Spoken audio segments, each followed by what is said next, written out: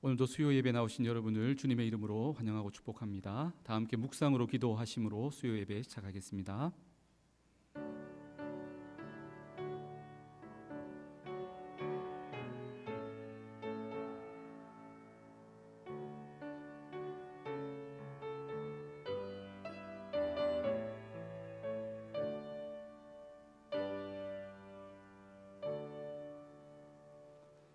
다 함께 찬송가 425장 찬양하겠습니다.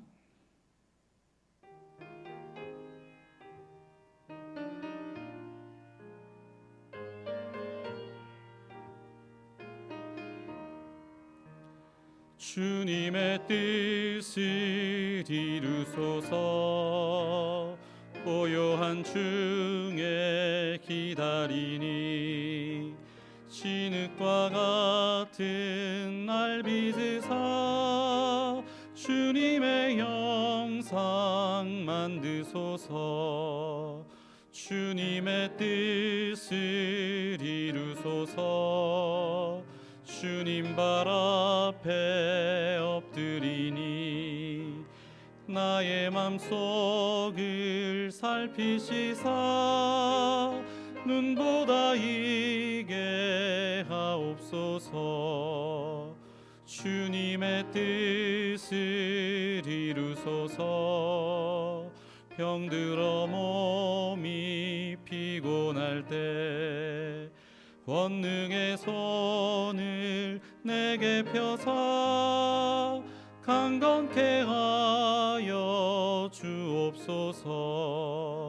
주님의 뜻을 이루소서. 온전히 나를 주장하사 주님과 함께 동행함을 만민이 알게 하옵소서. 아멘. 기도하겠습니다. 선한 목자 되신 하나님, 주일 지나 3일 동안도 우리의 삶을 지키시고 인도하심을 감사합니다. 오늘도 수요 예배로 함께 모여 싸우니 크신 은혜 베풀어 주시옵소서. 성지학원 권속들 덥고 습한 날씨 가운데 건강과 안전을 지켜주시고 출타 중에 있는 주의 백성들 눈동자처럼 지켜보호하여 주시옵소서. 오늘도 우리에게 귀한 은혜 주시고자 주께서 귀히 쓰시는 윤성원 목사님을 보내주셔서 감사합니다. 목사님을 성령으로 충만케 하시고 영육간의 강건함 주시며 감당하시는 사역 위에 크신 은혜를 베풀어 주시옵소서. 이 시간 성령과 능력과 큰 확신으로 하나님 말씀 증거하실 때 우리 모두에게 큰 은혜와 도전의 시간 되게 하여 주시옵소서. 감사드리며 예수님의 이름으로 기도하옵나이다. 아멘.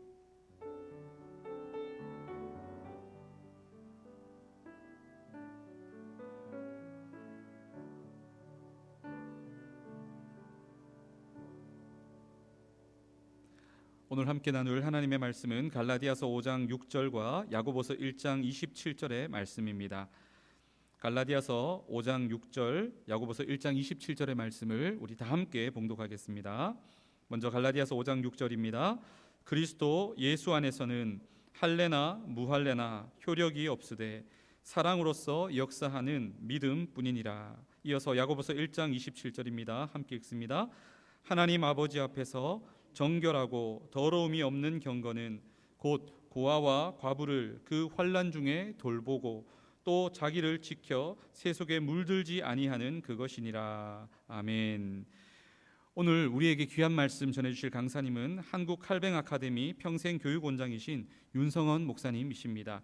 이 시간 참된 믿음과 참된 경건이라는 제목으로 말씀 전해주실 때 큰 은혜의 시간 되시기 바랍니다.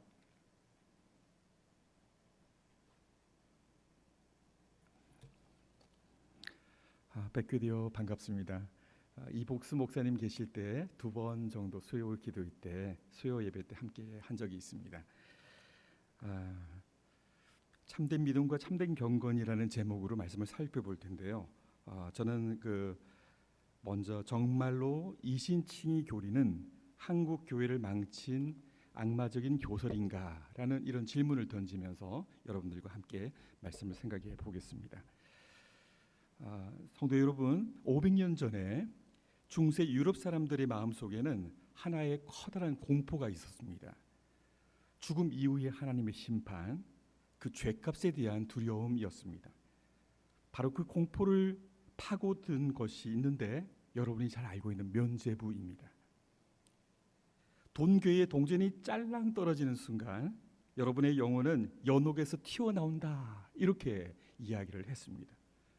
그러니까 중세의 가톨릭 교회가 면죄부를 판매하면서 여러분이 면죄부를 사기 위해서 돈괴의 동전을 딱 떨어뜨리는 순간 여러분은 연옥에서 여러분의 영혼이, 그리고 여러분의 부모님의 영혼이 연옥에서 튀어나온다, 이렇게 말했던 거죠.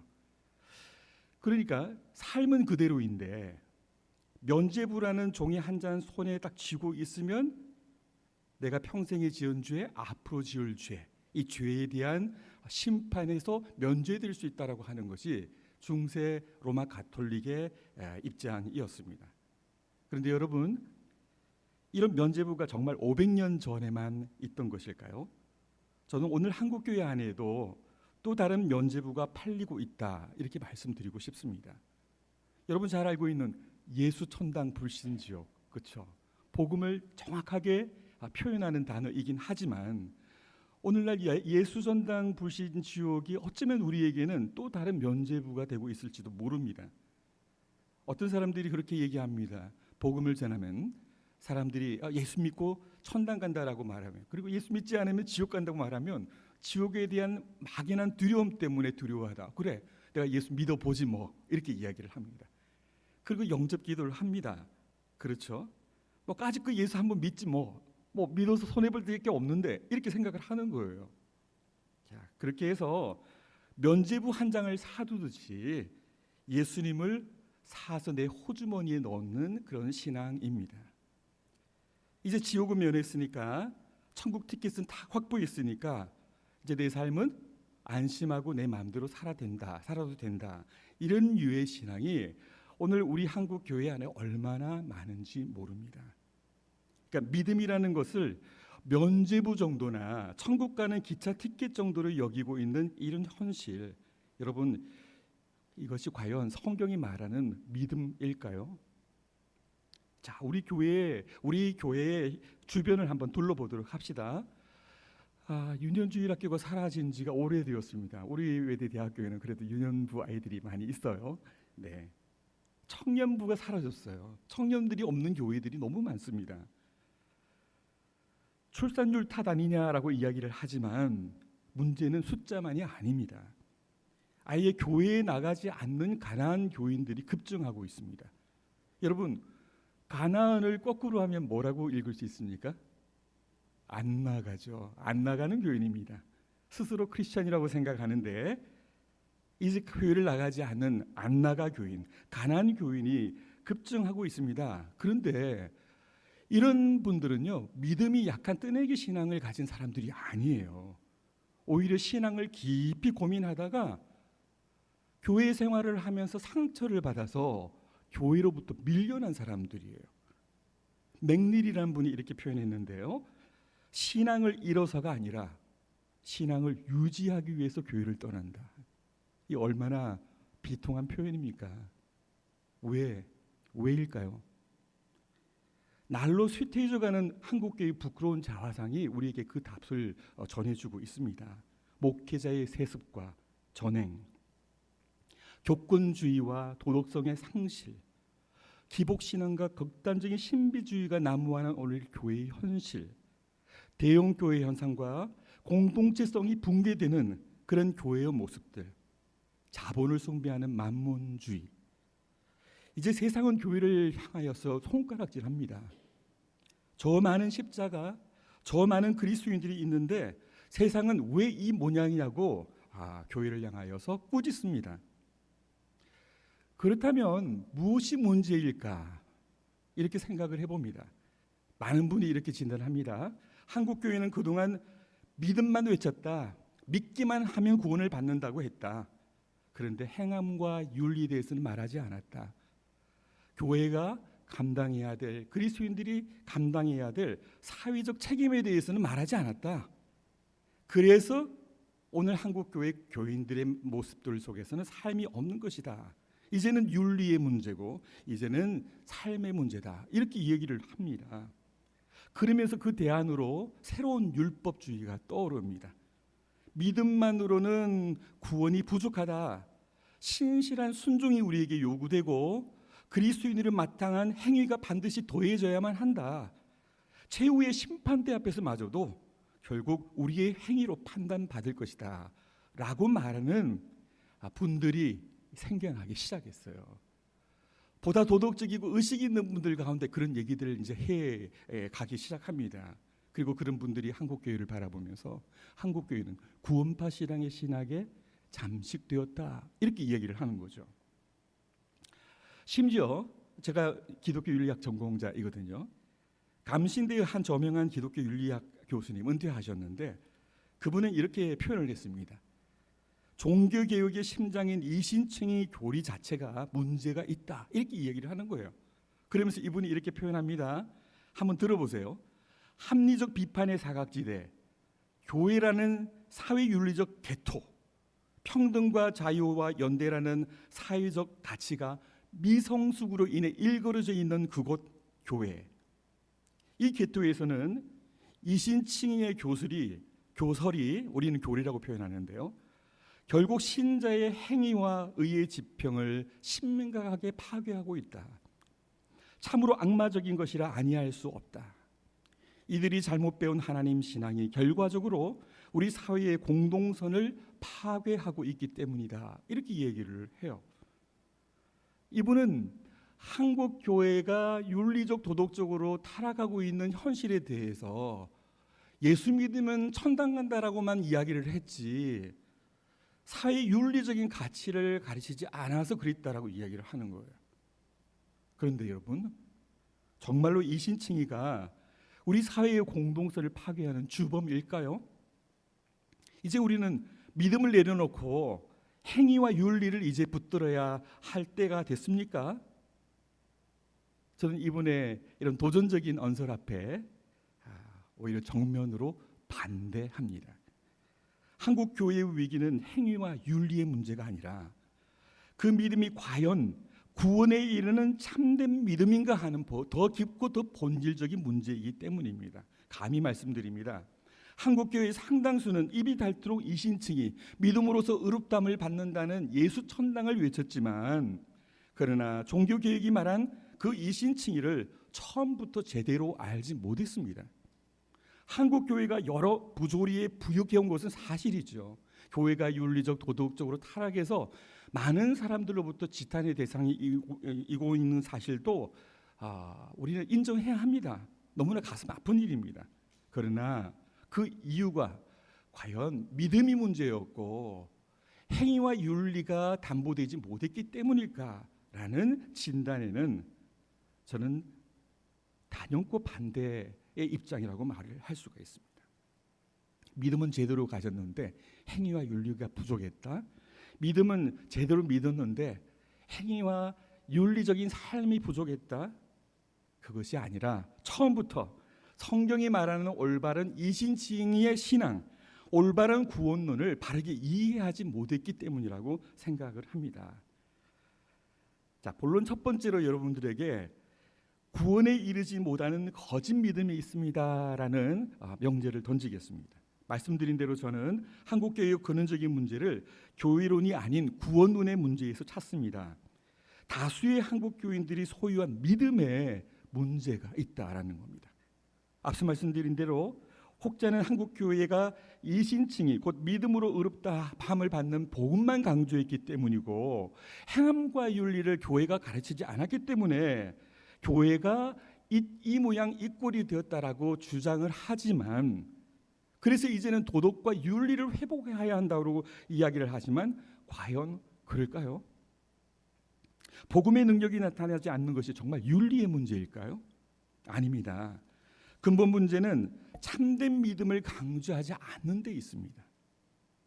믿음이 너무 값싸게 그렇게 사용되었어요. 저는 오래전에 캐나다에서 한 5, 6년 정도를 사역하다가 왔는데 이제 제가 목사 아들이거든요. 그러니까 아버지가 목회하는 교회만 출석했을 거 아닙니까? 그리고 사역자였으니까 사역했던 교회만 한 두 군데 정도 거쳤지 주변의 교회가 어떤지를 알지 못합니다. 책을 통해서만 보고 얘기만 들었지. 근데 캐나다 사역 후에 한국에 들어왔을 때 제가 교회의 사역지를 정하지 않고 한 2, 3년 정도 수십 교회를 돈 적이 있습니다. 저는 광주에 있었는데 광주에 있는 수십 교회, 장로교회, 심지어 기장직까지 교회를 돌면서 예배를 참석하고 설교를 들어본 적이 있는데 한국교회 안에 한국교회 강단에 십자가의 복음이 사라진 지가 오래됐어요. 얼마나 가슴 아픈 일입니까? 하나님을 외치고 주일마다 예수님을 찾는데 그런데 설교 내용을 들어보면 강단에서 십자가의 복음이 사라진 지가 오래됐어요. 번영과 성공의 복음이 십자가 강단에서 하나님과 예수의 이름으로 설파되고 있습니다. 고작이야 성경을 가지고 굉장히 성경대로 산다라고 강조하는 교회에 들어보면 율법주의예요. 말씀을 가지고 이야기를 하는데 말씀대로 살지 못하면 지옥 간다는 식으로 억압하고 그리고 눌러요. 그 설교를 듣고 나면 야단을 들은 것 같아요. 복음이 주는 풍요로움을 경험한 적이 없어요. 참된 신앙 고백의 증표인 세례마저도 여러분 경험적으로 아시죠? 누구나 일정 소정의 절차만 밟으면 세례 교인이 돼요. 참된 신앙인 고백의 증표인 세례가 그 사람의 실질적인 신앙 고백에 대한 확인이 없이 문답에 대해서 무조건 예라고 답하면 그냥 세례 교인이 되는 현실이에요. 이러다 보니 거듭나지 않은 자연인들이 교회 내에 종교적인 위선자로 가득 자리를 차지해서 오랫동안 열심히 많은 헌금을 드리며 충성봉사하면 집사가 되고 장로가 되는 그런 현실을 차지. 그러니까 교회 안에 거듭나지 않았으니 그리스도인의 거룩한 삶의 행실이 없게 되고 교회 내는 여전히 자연인들의 이전 투가 벌어지게 되니 그곳에서 아픔을 느끼고 현실적으로 힘들어하는 성도들이 교회를 떠나는 가난 교인 현상들이 발생하고 있다라는 겁니다. 바로 믿음이 문제였습니다. 칼뱅은 공관복음 주석에서 믿음을 이렇게 정의했습니다. 믿음은 단지 참된 가르침에 동의하는 것에 불과하지 않고 더 크고 깊은 것, 곧 가르침을 들은 자가 자기 자신을 부인하고 자신의 삶을 하나님께 전적으로 드리는 것을 담고 있다, 이렇게 표현했어요. 그렇다면 이 땅에 수많은 이들이 고백하는 삶의 능력이 나타나지 않는 이 믿음은 무엇일까요? 믿음의 증거가 도무지 나타나지 않는데, 그런데 믿음은 이미 충분하구니 이제 우리는 행함과 윤리만 보충하면 된다라고 말하는 것이 설득력 있는 것일까요? 성도 여러분, 성경은 분명히 말합니다. 겉으로는 믿는 것처럼 보여도 구원에 이르지 못하는 형식적인 종교적 믿음이 있다라고 얘기를 해요.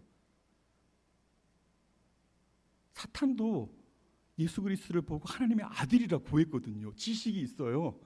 그런데 그는 구원받지 못하는 존재잖아요. 그렇죠. 많은 사람이 예수 그리스도를 구주로 믿는다고 하지만 그리스도가 구주이시다는 사실을 어릴 적부터 하도 많이 들어왔기 때문에 당연히 그런가 보다 여길 뿐 진심으로 마음을 다해 인격적으로 고백을 해본 적은 없습니다. 그냥 다 함께 공동체 안에서 목사님이 설교하니 그런가 보다라고 당연한 명제처럼 그렇게 느끼고 있는 거예요. 받아들이고 있는 거예요. 하지만 지식적인 동의와 이해는 심지어 그렇게 고백한다고 할지라도 참된 믿음의 기초가 아닙니다. 그들의 신앙은 뜨겁지도 차갑지도 않은 거의 습관에 가까운 미지근한 신앙일 뿐입니다. 마음속에 구원의 감격과 기쁨은 없고 자신을 죄에 대하여 죽고 의에 대해 산 자로 여기지 않으며 마땅히 져야 할 일상 속의 그리스도의 십자가를 알지 못합니다. 왜 그랬을까요? 생명이 없으니까요. 그저 일주일에 몇 번의 종교적인 교회 활동에 참여하는 것으로 내가 그리스도인이다라고 여길 뿐입니다. 그러나 그가 추구하는 가치는 여전히 세상에 있습니다. 야고보 사도는 이런 거짓된 믿음을 가리켜서 행함 없는 믿음, 곧 죽음 믿음이다라고 불렀습니다. 입으로는 주를 믿는다 하면서도 삶에서는 그리스도인다운 증거가 나지 않는 그런 경우를 지적했습니다. 기도도 잘하고 성경도 많이 알고 봉사도 열심히 하지만 그것이 죄악된 삶에 대한 면죄부적인 보상의 차원에서 열심히 그냥 교회 생활을 하고 봉사를 하는 거예요. 아니면 세상에서도 잘 나가는데 교회에서도 한번 인정받고자 하는 그런 자기 만족의 차원에서 교육 봉사를 열심히 하는 겁니다. 인정해주면 기뻐하고 누군가가 인정해주지 않으면 상처를 받고 물러섭니다. 그러나 그것은 결단코 참된 신앙이 아닙니다. 마치 입만 무성하고 열매는 없는 무화과 나무와 같습니다. 입술로는 주여 주여 부르면서 실제 삶에서는 예수를 부인하는 자들, 우리는 이들을 가리켜서 실천적 무신론자라고 부르고 사실상의 불신자라고 얘기를 합니다. 나더러 주여 주여 하는 자마다 다 천국에 들어갈 것은 아니다라고 말씀하신 우리 주님의 말씀을 기억해야겠습니다. 바로 여기에 문제가 있습니다. 오늘날 믿음만으로는 부족하니 행위를 더하라, 윤리를 더하라는 그 목소리도 어쩌면 이 같은 거짓된 믿음을 참된 믿음으로 오인한 데서 비롯됐다고 생각합니다. 서두에서 말한 면죄부, 천국 가는 기차표 한 장 장만하듯 값싸게 구원을 손에 쥐고 실제로 그리스도인의 거룩한 행실은 전혀 없는 구원파식의 믿음을 가리켜서 믿음으로 여기기 때문에 한국교회 안에 믿음은 충분했고 이제는 윤리여야 한다, 이제는 행위여야 한다라는 신율법주의가 등장하기 시작하는 거죠. 그러나 그 처음부터 우리는 그 믿음을 참된 믿음이 아니었다라고 이야기를 해야 합니다. 한국 교회가 몰랐던 것은 행위와 윤리가 아니었어요. 오히려 믿음 자체, 성경이 말하는 믿음 그 자체를 한국 교회는, 상당수의 한국 교회는 잘 몰랐다는 얘기입니다. 믿음으로 의롭다함을 받는다는 이 신칭의 참된 의미를 한국 교회는 그 본질을 놓치고 있었습니다. 자, 두 번째 본론의 제목은 통전적 신앙으로서의 참된 믿음을 회복하라라는 것입니다. 오늘 본문 갈라디아서 5장 6절을 함께 읽어볼까요? 함께 읽어봐야겠죠. 오후 시간대니까 함께 읽어봅시다. 자, 다 같이 시작. 그리스도 예수 안에는 할례나 무할례가 효력이 없되 사랑으로서 역사하는 믿음뿐이니라. 갈라디아서 5장 6절인데요. 조금 더 상기시키는 차원에서 다 함께 읽어보겠습니다. 갈라디아서 5장 6절 시작.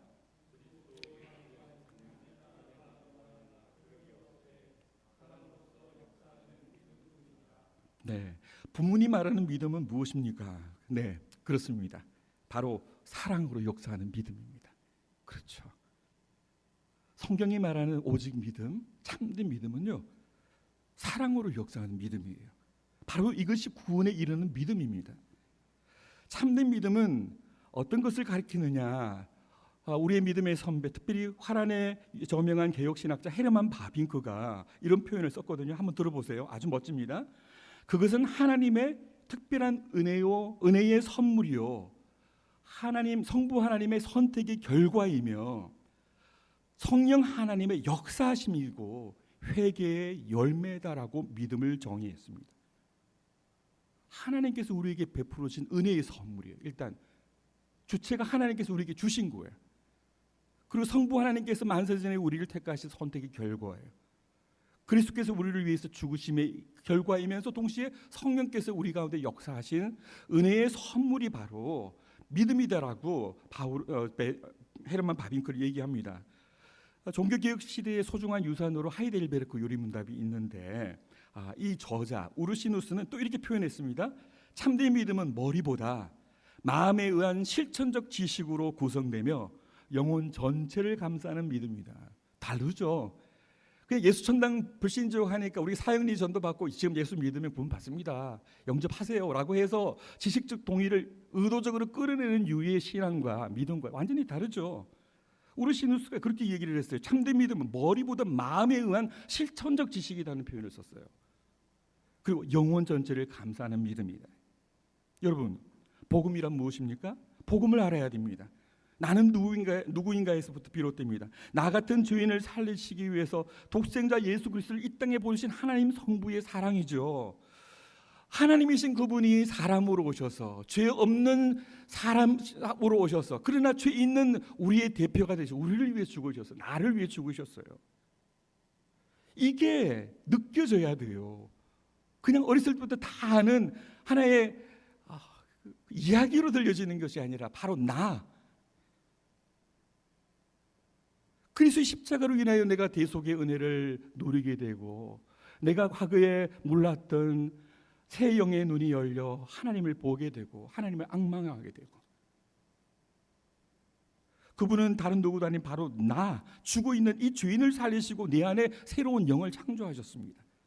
그러므로 믿음은 단순한 지적인 동의가 아니라 나를 대속하신 은혜에 대한 전인격적인 고백이 되는 거예요. 그냥 수학 공리를 말하듯이 1+1은 2다라고 말하는 거 아니에요. 믿음은 그런 류의 지식이 아니에요. 나를 대속하신 은혜에 대한 전인격적인 고백이 되는 거예요. 이로써 우리는 예수 안에서 새로운 생명을 얻고 새로운 피조물이 됩니다. 자, 이쯤 되면 여러분 가슴이 벅차지지 않으세요? 그렇죠. 나를 향하여서 그런 은혜를 베푸시고 나를 죄의 백성 삼으시고 하나님 나라의 자녀 삼으셔서 이 땅 가운데 서게 하여 주신 하나님의 크신 은혜가 놀랍지 않습니까? 여러분 갓난아이를 보세요.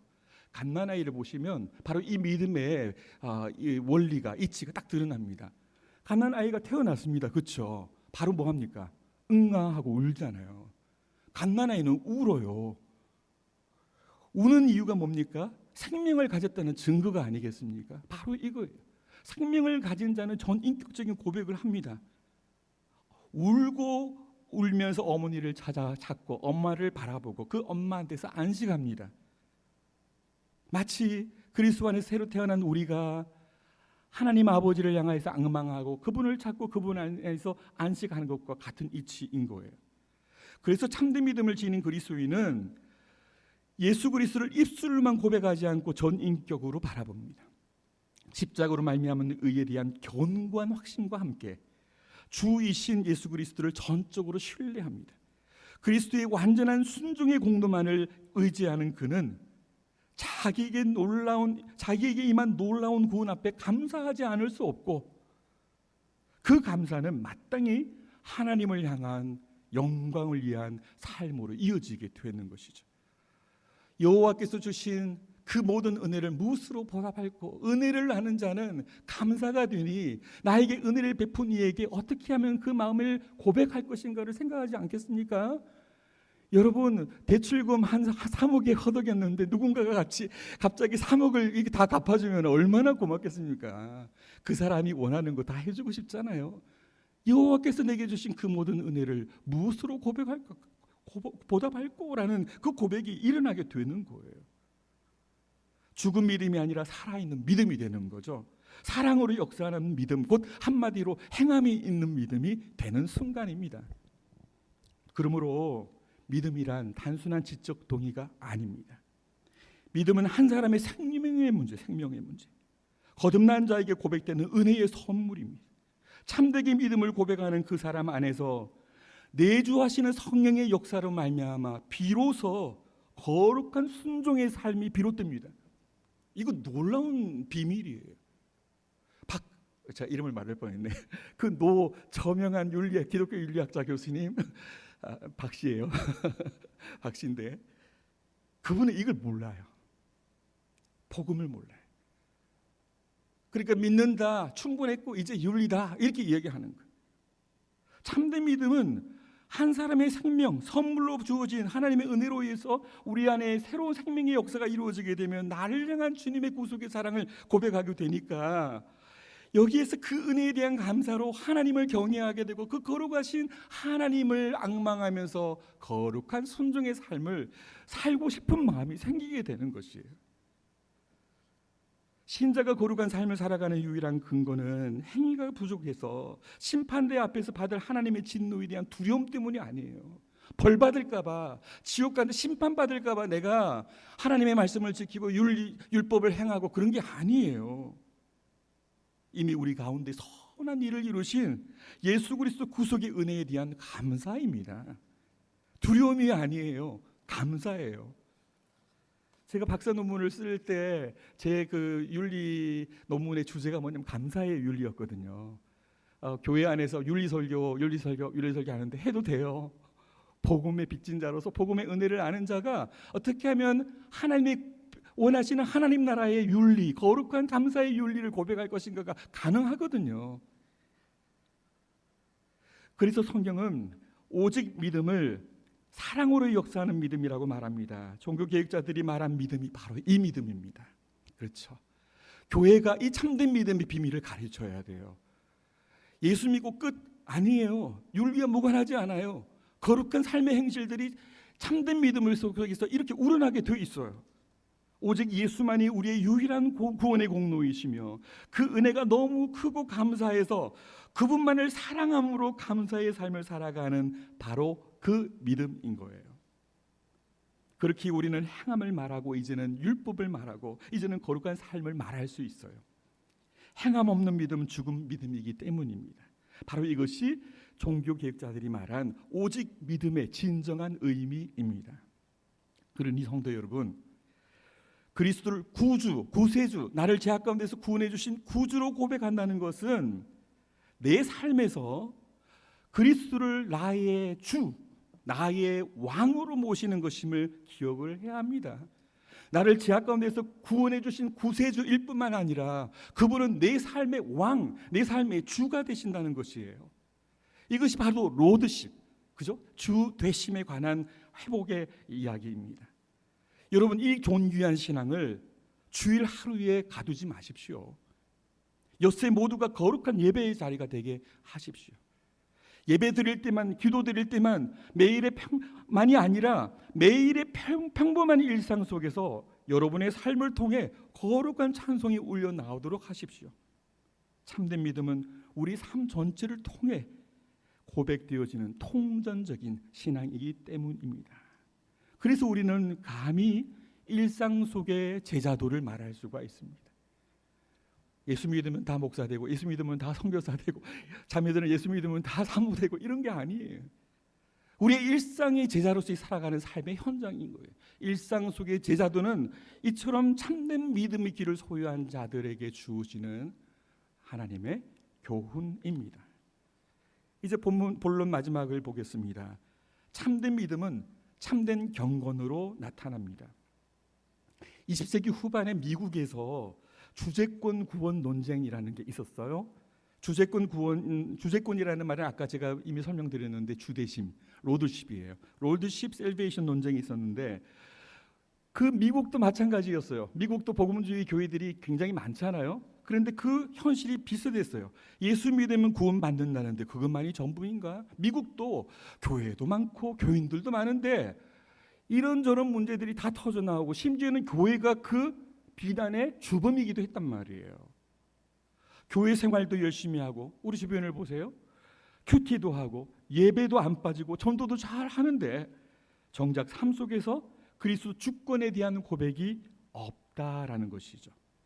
예수님이 구세주인 것은 맞는데 삶의 주요, 우리의 왕은 되지 않으십니다. 주일은 있는데 요새는 없습니다. 그래서 많은 사람이 이런 믿음을 가르쳐서 값싼 믿음, 값싼 은혜라고 했어요. 그리고 그렇게 구원을 남발하는 복음을 가르쳐서 값싼 복음이라고 했어요. 아까 말씀드렸던 구원파식 신앙입니다. 예수 믿으면 천당, 그리고 끝. 마치 중세의 면죄부처럼 천국 가는 기차표 한 장 확보한 것에 지나지 않기 때문입니다. 매주일 교회는 미어 터지고 열정적인 헌신자들로 가득한 것처럼 보이는데 정작 직장에서, 가정에서, 매일의 삶 속에서 그리스도인으로 살아가는 모습은 없습니다. 결국 우리가 그리스도인의 순간은 성경을 펼칠 때, 기도할 때, 주일날 예배당에 나올 때 뿐입니다. 그러나 사랑하는 성도 여러분, 참된 믿음, 사랑으로 역사하는 믿음은 참된 경건으로 필연적으로 나아갑니다. 그래서 참된 경건은 참된 믿음과 일심동체입니다.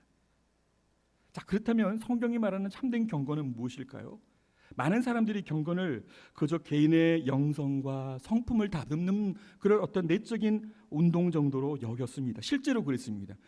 초대 시대, 초대 고대 사막의 수도사들이 내 안의 종교적인 심성을 고양하는 것을 소위 영성운동, 경건이라고 했습니다. 중세 로마 가톨릭의 수도원적 영성을 기억하시죠? 그때도 그랬습니다. 20세기 초반의 영성운동가들도 경건을 개인의 내면적인 운동쯤으로 이해했습니다. 하지만 참된 경건은 내 안의 종교심을 갈고 닦는 것이 아니라 나의 나됨을 알아 오직 하나님의 은혜만을 의지하며 세속에 물들지 않는 거룩한 삶을 살아가는 것이라고 말합니다. 사도 바울이 그랬죠. 로마서 12장 2절입니다. 너희는 이 세대를 본받지 말고 오직 마음을 새롭게 함으로 변화를 받아 하나님의 뜻이 무엇인지, 하나님의 선하시고 거룩하신 뜻이 무엇인지 분별하도록 하라, 이렇게 말했습니다. 그래서 이 경건은 결코 내면에 머물지 않습니다. 기도하고 말씀 묵상하고 자신을 돌아보는 일을 넘어섭니다. 그것은 고아와 과부를 돌아보는 것, 주변을 돌아보고 이웃을 향해 사랑을 실천하는 것을 포함합니다. 소외된 이웃들에 대한 긍휼한 마음을 가지고 정의와 자비를 실천하는 것을 말하는 것입니다. 그래서 야고보는 이렇게 선언합니다. 하나님 아버지 앞에서 정결하고 더러움이 없는 경건은 고아와 과부를 그 환난 중에 돌아보고 또 자기를 지켜 세속에 물들지 아니하는 그것이니라 라고 말입니다. 우리가 하는 경건과는 전혀 다른 차원의 경건에 대해서 야고보는 얘기하죠. 이것이 성경이 말하는 경건입니다. 사회적 삶의 방식을 통해서 표출되어지는 총체적 경건을 가리켜서 성경은 경건이라고 이야기를 하는 것이지, 그냥 수양관에 들어가서 기도원에 들어가서 기도하고 그다음에 말씀 묵상하고 성경책을 들고 홀리한 어떤 분위기를 이끌어내는 그런 유의 것을 말하는 것이 아닌 거예요. 고아와 과부를 돌아본다는 것은 사회적 약자를 향한 기독교적인 관심입니다. 이것은 1등을 쫓고 번영과 성공을 쫓는 삶과는 정반대의 삶, 낮아지는 삶, 험지로 나아가는 삶.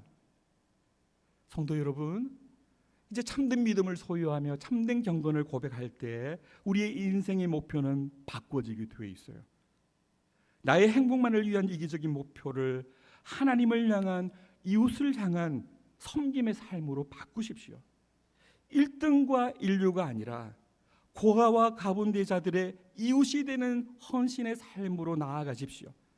하나님을 사랑한다는 것은 바로 눈앞에 보이는 저 소자 한 사람, 작은 자 한 사람, 아무도 별로 돌봐지 않는 보잘것 없어 보이는 바로 저 한 사람을 사랑하는 것입니다.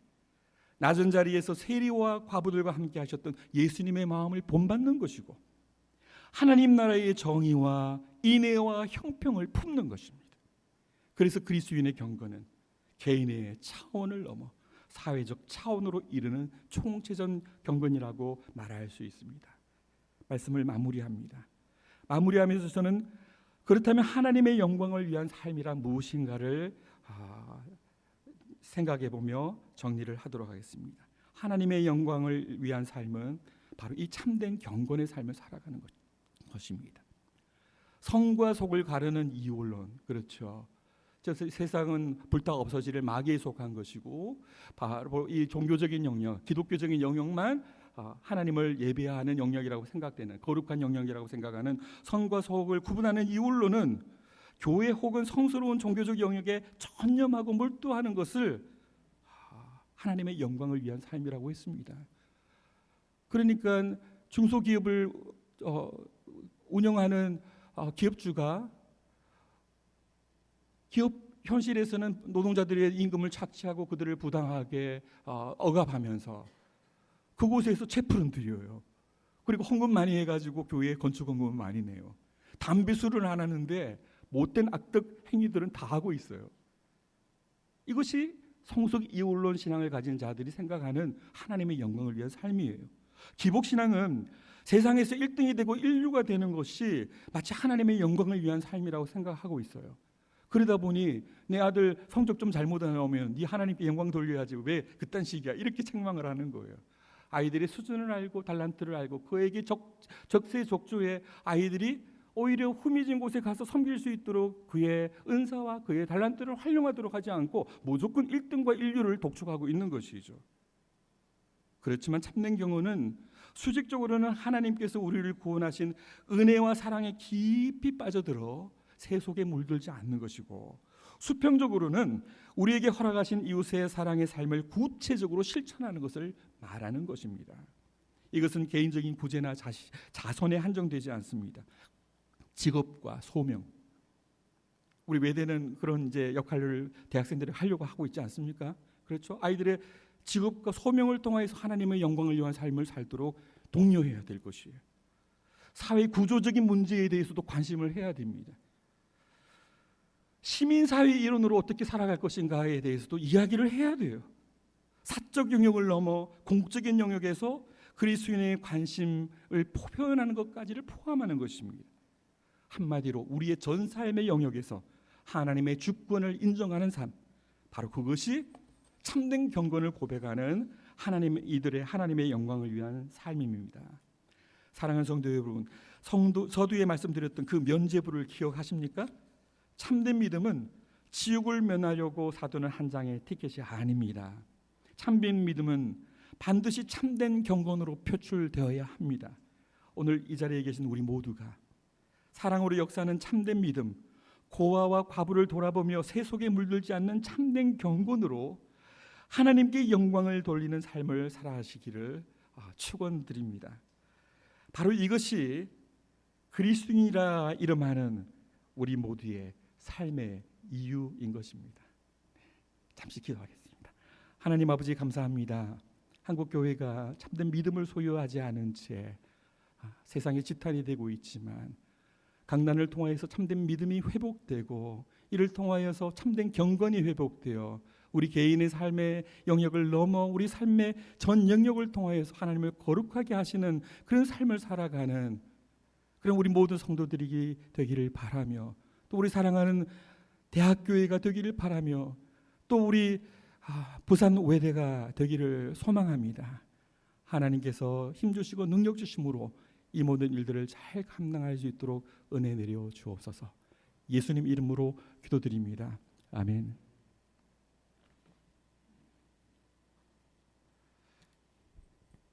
귀한 은혜의 말씀 감사합니다. 다 함께 찬송가 218장 찬양하겠습니다. 1절과 3절 찬양하겠습니다.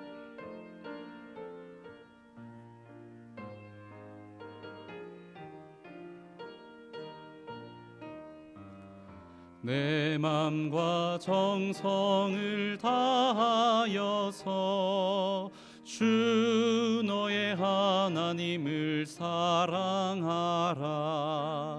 내 몸을 아끼고 사랑하듯 형제와 이웃을 사랑하라. 주께서 우리에게 명하시니 그 명령 따라서 살아가리. 3절입니다. 나 항상 주님을 멀리하고 형제를 사랑하지 못하였다. 이러한 죄인을 사랑하사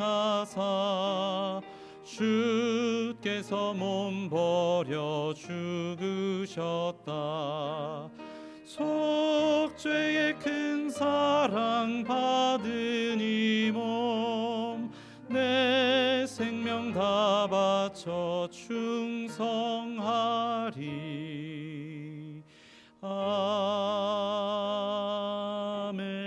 아멘. 주기도문으로 예배를 마치겠습니다. 하늘에 계신 우리 아버지여, 이름이 거룩히 여김을 받으시오며 나라가 임하시오며 뜻이 하늘에서 이루어진 것 같이 땅에서도 이루어지이다. 오늘 우리에게 일용할 양식을 주시옵고 우리가 우리에게 죄 지은 자를 사하여 준 것 같이 우리 죄를 사하여 주시옵고 우리를 시험에 들게 하지 마시옵고 다만 악에서 구하시옵소서. 나라와 권세와 영광이 아버지께 영원히 있사옵나이다. 아멘.